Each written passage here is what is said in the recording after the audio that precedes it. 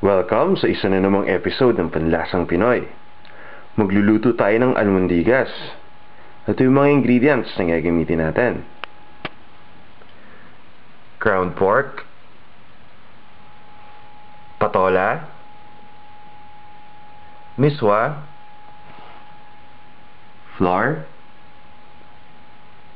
onions, garlic, salt and ground black pepper, patis, egg, at beef cube. Gagamit din tayo dito ng water and cooking oil. Umpisahan natin ang paggawa ng almondigas. First step, kailangan natin i-combine yung ground pork, salt and ground black pepper, flour, egg,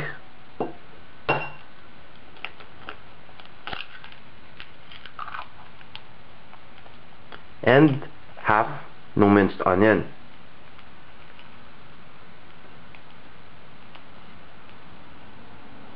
After combining, imimix lang natin ito. After mixing everything together, isi-set aside muna natin ito. And we'll move on to the next step. Next step, kukuha lang tayo ng cooking pot. Lalagyan na natin ito ng cooking oil and papainitin na natin. Once mainit na yung cooking oil, ilalagay na natin dito yung crushed na garlic.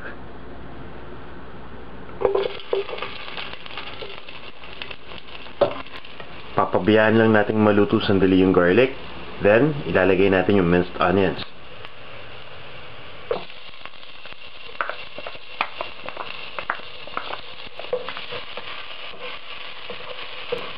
Next, ilalagay natin yung beef cube.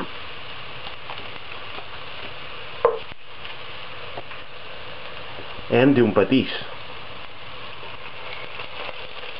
And stir lang natin ito sandali ulit.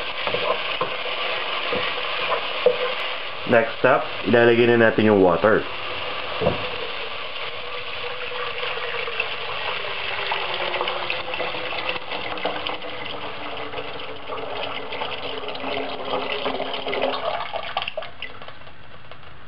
Then, hihintayin lang natin itong kumulo. Once na kumulo na yung water, kukunin lang natin yung kaninang mixture ng ground pork and magsuscoop lang tayo dito ng konti. Form lang natin into a ball-shaped figure. Then, isa-isa nating ilalagay dito sa soup.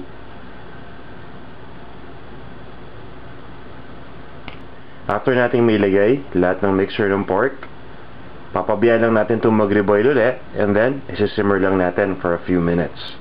After simmering, ilalagay na natin yung patola.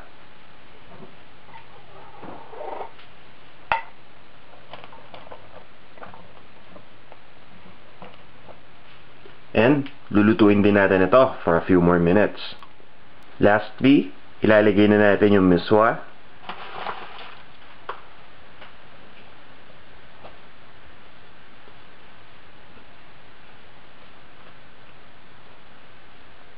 Then, isi-simmer lang natin to for a few minutes more. After this, ililipat lang natin to sa isang serving bowl and pwede na nating iserve.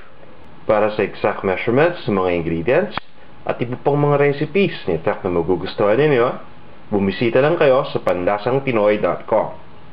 After nating malipat sa isang serving bowl, ito na ang ating almondigas.